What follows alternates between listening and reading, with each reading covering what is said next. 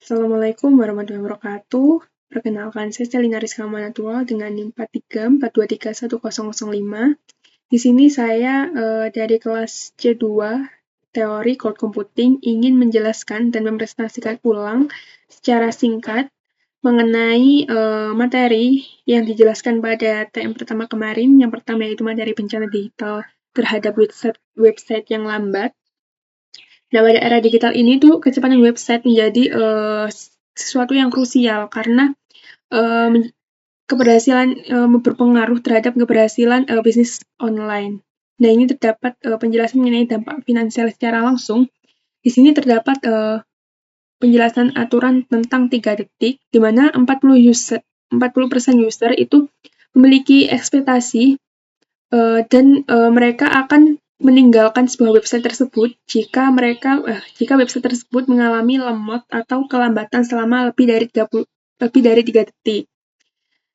Nah, mungkin 1 detik pertama sangat krusial, namun akan berpengaruh secara berkelanjutan. Nah, ini juga terdapat data terkait penurunan konversi per detik, di mana tingkat konversi turun rata-rata 4,42% untuk setiap detik tambahan waktu muat. Kemudian kemarin juga dijelaskan mengenai antrean abadi, di mana kalau secara kehidupan secara langsung, antrean itu ibaratkan kalau kita datang ke sebuah restoran dan kita mendapatkan pelayanan yang lama, maka kita akan mencari restoran yang lain dan mencari restoran pokoknya yang mencari restoran yang pelayanannya cepat. Nah, begitu juga dilakukan terhadap website atau dunia digital.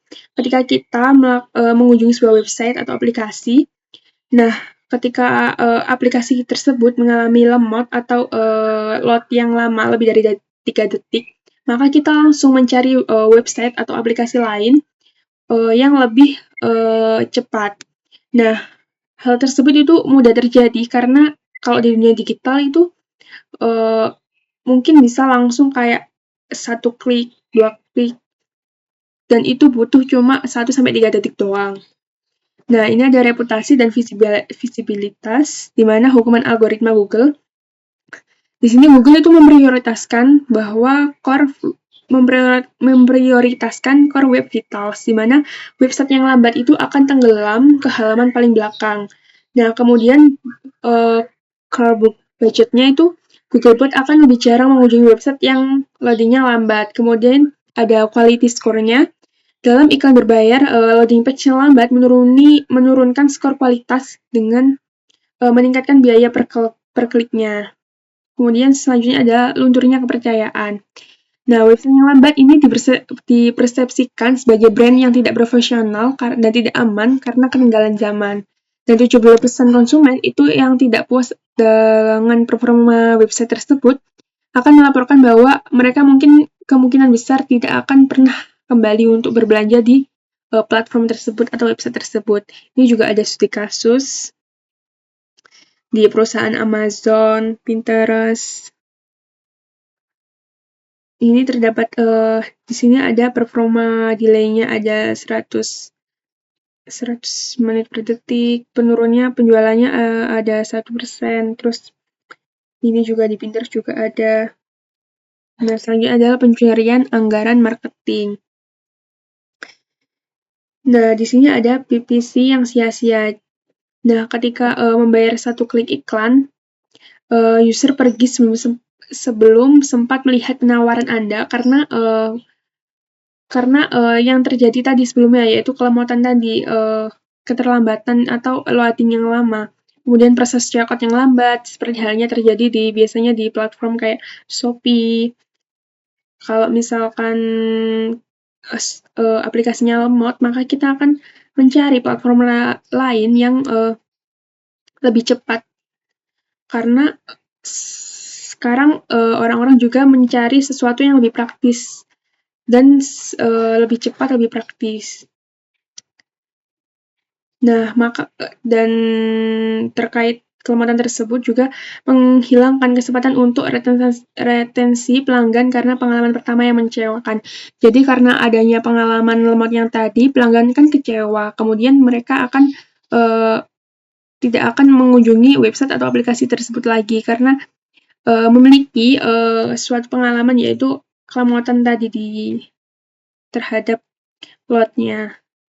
Nah, mungkin itu materi yang pertama. Selanjutnya akan dijelaskan materi yang kedua. Yang selanjutnya yaitu materi mengenai Docker, revolusi dari Cold Mini.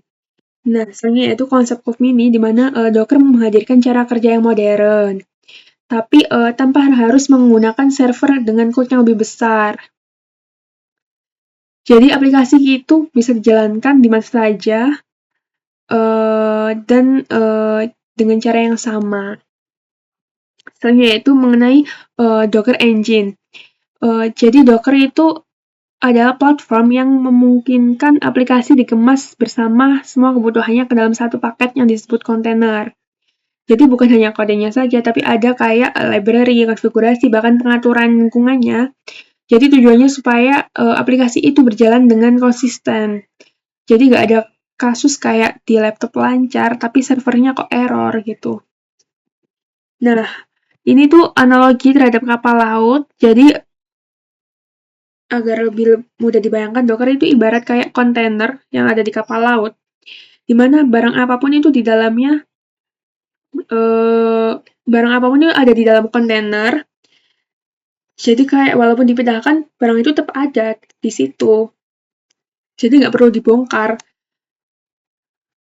Ibarat kayak dari truk ke kapal, atau dari kapal ke pelabuhan. Jadi Docker itu ibarat kayak gitu. Aplikasi itu bisa dipindahkan dari tahap development hingga testing hingga production tanpa mengubah isinya itu gimana, tanpa diubah isinya gitu. Nah, selanjutnya yaitu keunggulan strategis dalam efisiensi operasional dan optimalisasi sumber daya. Nah, ini tuh efisiensi resource dari VM dan Docker. Nah, bisa dibandingkan bahwa resource seperti VM ini membuat komputer, dia itu membuat komputer baru di dalam sebuah dari komputer tersebut. Jadi kayak ini kan ada komputer, nah di dalamnya itu ada komputer lagi.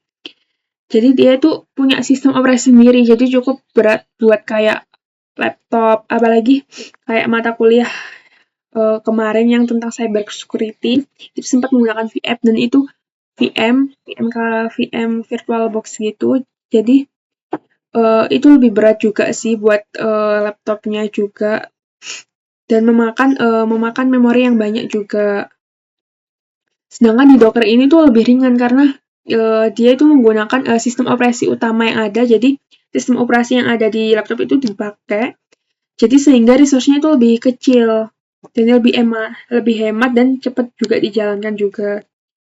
Kemudian selanjutnya yaitu 3 pilar utama dari Docker. Yang pertama yaitu Docker Image. Jadi Docker Image itu seperti kayak blueprint, cetak biru aplikasi, terus ada Docker Container yang instansi dari image yang sedang berjalan, kemudian ada Docker Hub, yaitu perpustakaan pusat untuk berbagi dan mengunduh image aplikasi yang sudah jadi. Kemudian ada workflow, build, ship, and run.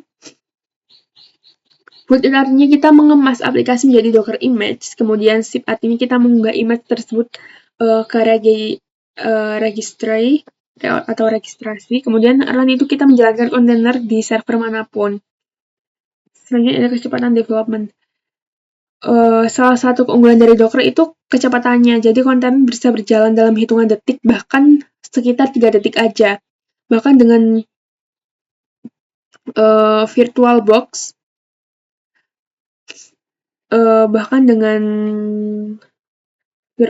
sendiri membutuhkan waktu menit, bahkan lebih dari, mungkin lebih lama ya. Oke, selanjutnya itu, nah ini tuh perbandingan Docker dan virtual machine atau VM. Ini dari arsitektur, kemudian ukuran, startup, dan isolasinya juga beda. Jadi Docker ini hanya mengubah cara kita untuk menjalankan aplikasi, jadi ia itu mengubah cara kita untuk memikirkan infrastruktur sebagai aset yang lincah gitu. Mungkin itu presentasi dari saya. Mohon maaf bila ada salah kata. Assalamualaikum warahmatullahi wabarakatuh.